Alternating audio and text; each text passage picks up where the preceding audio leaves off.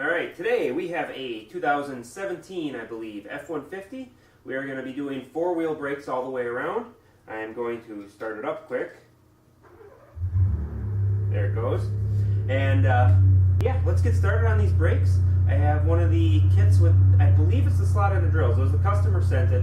I'm pretty sure it's the power stop kit, which I've had fairly good luck with. I haven't seen really any problems with the power stop kits. If any of you have used them, you know what I'm talking about. If any of you haven't, I recommend trying out the power stop brakes. This is not an ad from them. However, I do believe that they are a very good quality for the affordability. This thing is big for my little garage. So I squeezed it in here, and I will be able to lift it a decent amount, not a lot, but I'll be able to lift it easily enough to do the brakes.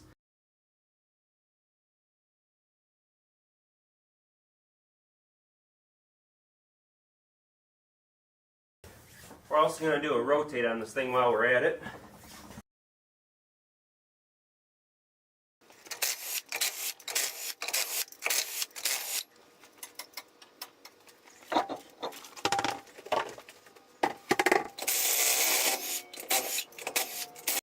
You can definitely tell someone didn't use a torque wrench on this wheel. He just had it in for warranty on a wheel bearing, and it was at a Ford dealer. They did not use the torque wrench. There's no way. Two of them were tight. One was extremely tight. So that tells me that the Ford tech there needs to invest in a torque wrench or proper skills to do what he needs to do.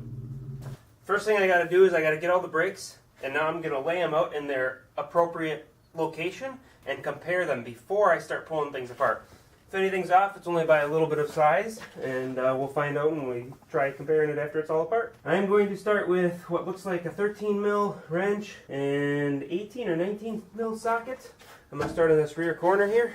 The first bolts I'm going to remove are the ones that go to the slide pins here. Then the caliper can slide off, but I don't slide it off right away. First thing I do is I compress the caliper some just by twisting it. That way it's nice and loose. Slide the pads out. They're not in horrible shape, but we're going to replace them anyway. It is an 18 mil in the back. Now I get it, this is a 2017, we shouldn't have rust, but this is Minnesota, so rust happens really fast with our salty roads. So I got to take a hammer and smack it in these areas in between the studs. If you're not accurate with a hammer, I don't know, get a punch or something. Now these do have a parking brake in here, and if it's fighting you, most likely it's because of that parking brake. Sometimes you'll have to turn it a little bit to release the parking brake. Now that that rotor is off, we're going to take the time and look at the bearing surface, make sure everything is clean and flat, and if not, I'm going to clean it up. You can see I'm using a super scraper. That's because this one's not that bad. We were born with a blower attached to our face, so give that thing a little dust off. And get yourself a can of some form of spray anti-seize. Now power stop includes these labels here, rear, driver, side.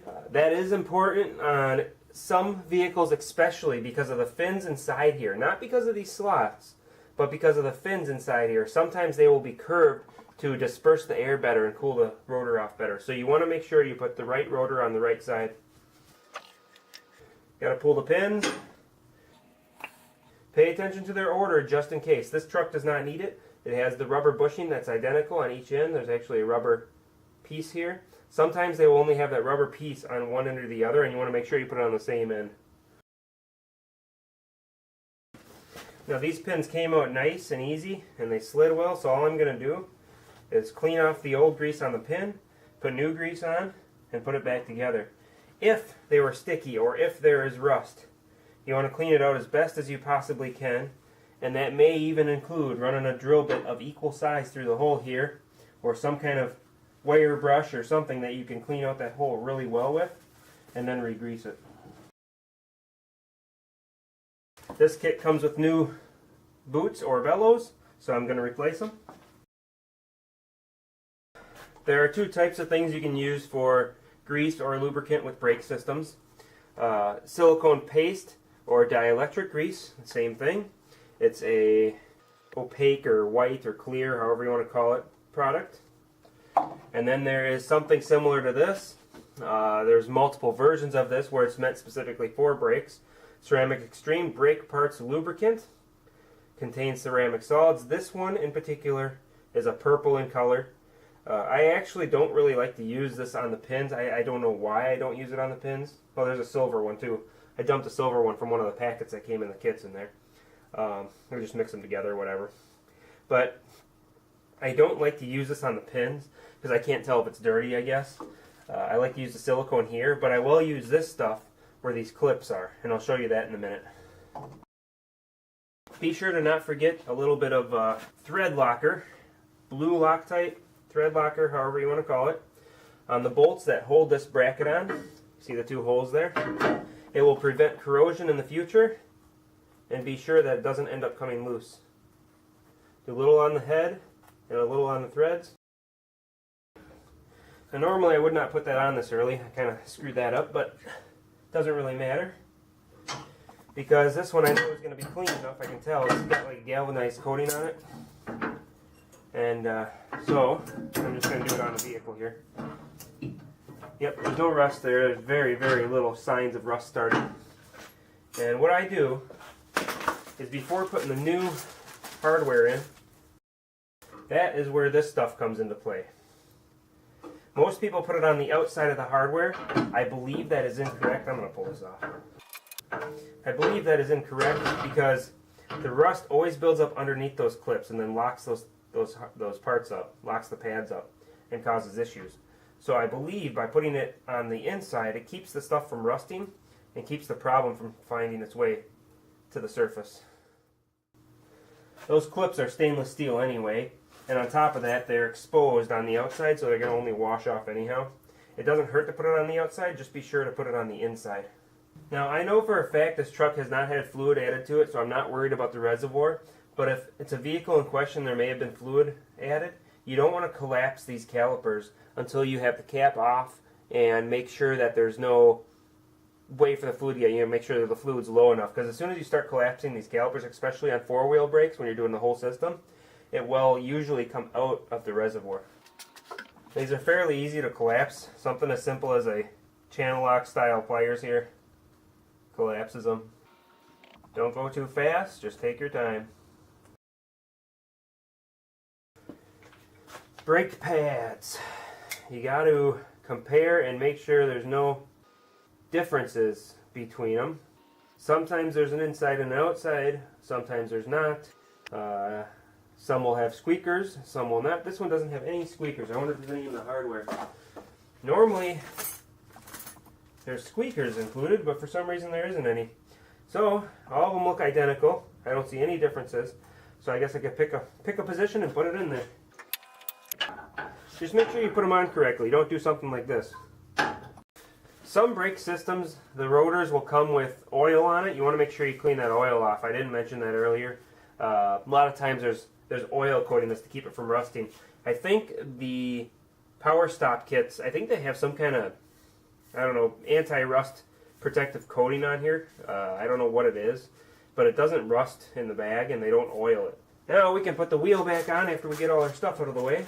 And since I am finishing up with one of the rears, I will go right over to the other rear, being I have the tools out for the rear.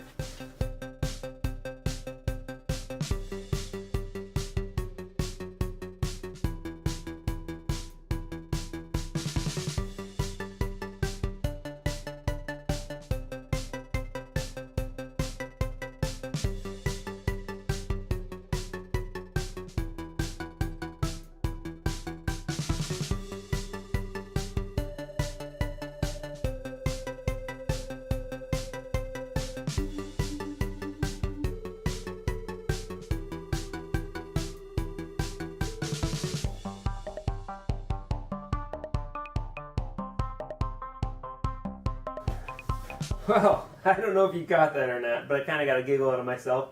I'm just kind of nonchalantly going about doing the brake job, not even thinking about it. It's just like second nature for me. And I'm sitting there going away, and I get everything bolted tight, and I stand back and look at it, and I realize, you idiot, I forgot to put the rotor on, this rotor. the new rotor. I didn't even take the old one off. I was so concentrated on this part of it, and honestly listening to a video in the background that I didn't even stop to think, hey, what am I doing here? It was just like, when you do it so much, you become kind of a machine when it comes to certain parts of projects, and things that aren't as you're not thinking about something simple like this, I guess I'll put it. And I totally screwed that up and forgot to put this on, so I had to go back and redo it. Yeah, it's just a funny little notion. I got a head cold too. I totally skipped out on work yesterday. I didn't do anything yesterday. I was feeling like dog crap. So I got this done now finally, this side. But obviously it went really fast for you, probably too fast for you to even notice it without having to pay attention. So I'm going to go ahead and get at the fronts, and I will just go about it the same way as this one, unless there's any notable difference between this and the fronts that is worth noting. Otherwise, it's pretty much going to be the same brake job, and we'll go ahead and wrap this video up really quick.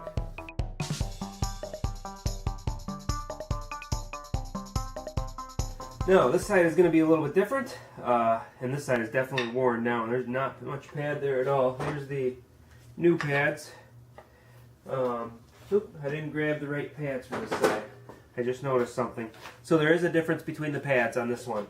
It has one pad that has these little high spots, and those are for the caliper pistons. You can see the piston marks on there. And the other pad does not have that high spot. If I put them next to each other, you see one has the high spot and one does not. So that's one difference on this side. Also, the large bolts that hold this bracket in place, these large bolts right here, they are 21 millimeter. Instead, they're much larger, and being they're much larger, I'm going to use a 1/2 inch ratchet on those. You can see I laid out my tools here. That's so you can see what I'm grabbing. I got to go get a different pad. I think they're all the same. Yeah, they're all the same anyway. Now we can go there. The clips, they're also different. These clips are little pad puck style instead, and they have this little spring tab here. So when you put it on, you're going to hook it on this side first and then push the spring tab part into place. Otherwise, the rest of the process is essentially the same, and I'll get it done. Now this does have 2 pistons on it. Being it has 2 pistons, you don't want to push, if you do one at a time, you don't want to push so fast that the other one pops out, or you're going to have yourself one hell of a problem on your hands. If you go nice and slow, you can usually do one at a time. Otherwise, you have to put something in between the two to do both at the same time.